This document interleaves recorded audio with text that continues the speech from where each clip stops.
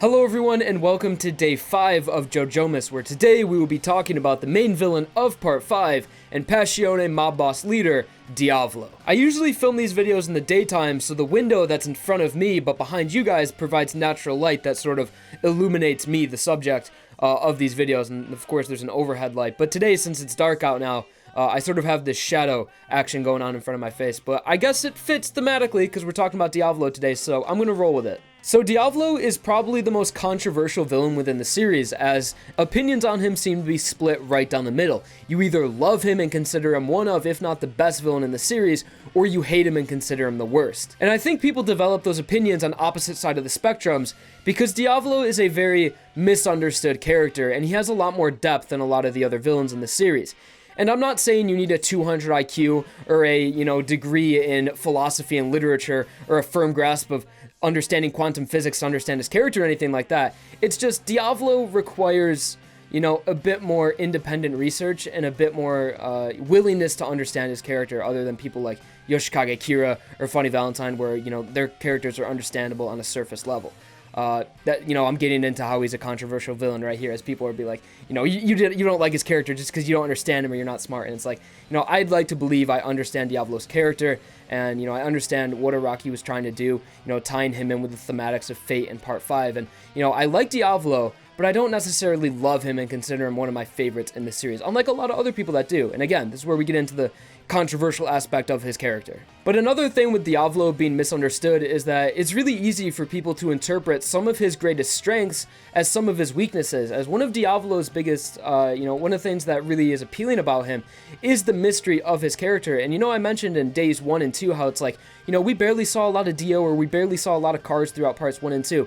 Diavolo definitely had the least amount of panel time within his part, being only revealed really in the last 2 volumes, and the fight being pretty quick between them. So, people will always say, I dislike Diavolo because we didn't see enough of him. But a lot of people will be like, I love Diavolo because we didn't see a lot of him and he was so mysterious. And I definitely think that falls in favor of being a strength more so than a weakness on his lack of panel time. And another great thing I love about Diavolo is that in contrast to all of the other villains in the series, people like Cars and Funny Valentine and Yoshikage Kira, their conflict is around the people going against them, being Josuke or Johnny and Joseph, all the people trying to stop their goals. But when it comes to part 5 in Diavolo, the biggest conflict he has is with himself. As Giorno and the Passione gang are roadblocks that are trying to stop Diavolo achieve his overall mission, but really when you understand his character and look at his characteristics and how damaged of a person he is and all of his past and everything, you understand that the biggest conflict within his character is against himself. And I feel like it's because of these reasons that people really gravitate towards Diavolo, and once they understand his character and what he did for part 5 as a whole, consider him, my leaps and bounds ahead of all the other villains and just, the best. The basic understanding for Diavolo's character is how he is working against fate. Everyone else in Passione were dealt a bad hand, but instead of becoming terrible people, they accepted their fate and did the best they could in their situation and became good people.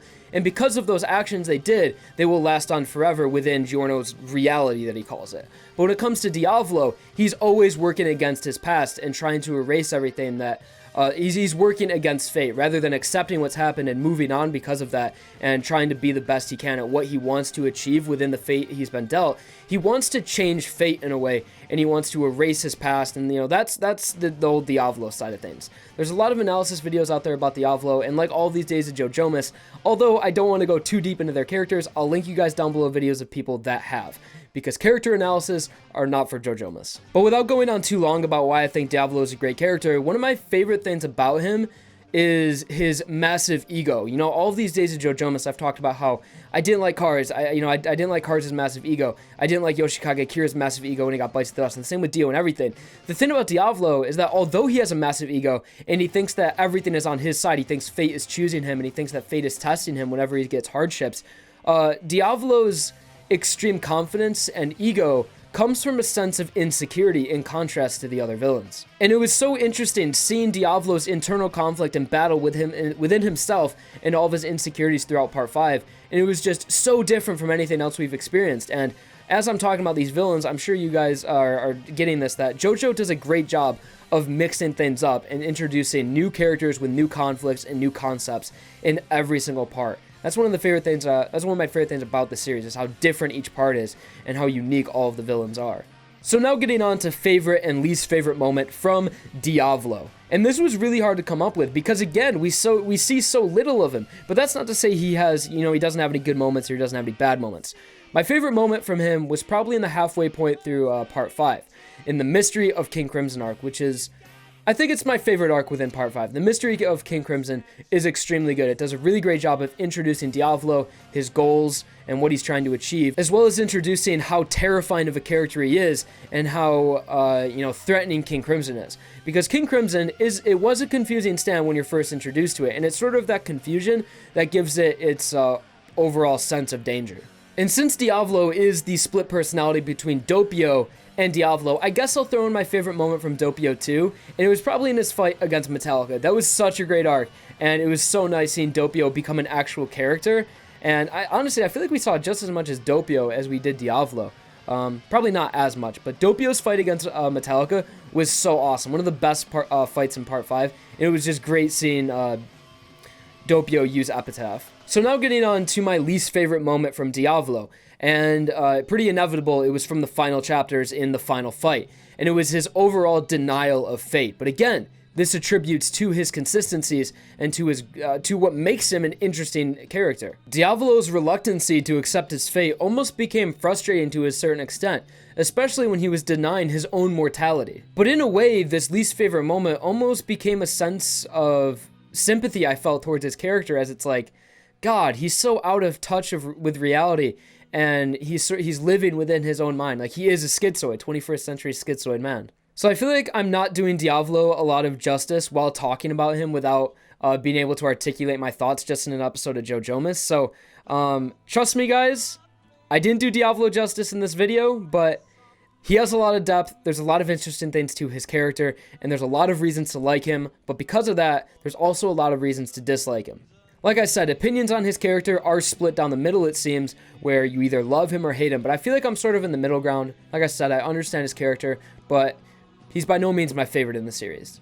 So there you guys go, day 5. So far, this was definitely the hardest video to record, and I think I knew Diavolo was going to be hard to talk about, just in like this unscripted format, because there's so many thoughts rambling through my head about his character, and it's just hard to form them all without writing it down first in the script or anything. So if anything, this video will show you guys how meticulous of a character Diavolo really is and how interesting he is. But anyways, guys, that was day 5. I knew that was going to be hard to record, and it really was. But thank you guys all for watching. Be sure to come back tomorrow, where we will be talking about, again, Dio Brando. But more importantly, Enrico Pucci. Dio gets 3 days in JoJomas. This is bullshit. But then, of course, we have Part 7. And a lot of people have been asking about Part 8. What are you going to do for Part 8? Part 8 is going to be a different type of video. It's pretty much just going to be a JoJoLand discussion on who I think is going to be the main villain and why. So, yeah, that's a little special video for day 8. Anyways, thank you guys for watching this. I appreciate it. I will see you all back here tomorrow. All right? Thank you all for watching.